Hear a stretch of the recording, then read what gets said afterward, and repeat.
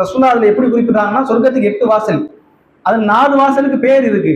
ஒண்ணு பாபு சலா, தொழுகையாளிகளுக்கு உள்ள வாசல்.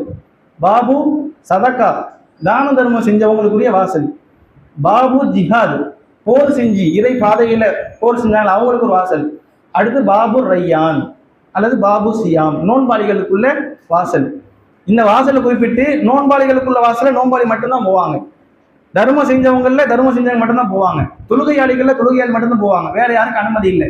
ஆனா சில நேரங்கள்ல ஒருவர் எல்லா வாசல்களையும் அழைக்கப்படுவாங்க.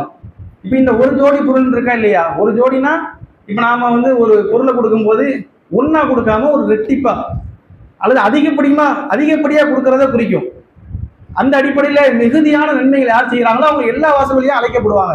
இப்ப அபூபக்கர் ரலியல்லாஹு இந்த செய்தியை சொல்லும் போது ரசூலா சொல்றாங்க, அபூபக்கரே எல்லா வாசல் வழியாவும் சிலர் போவாங்க.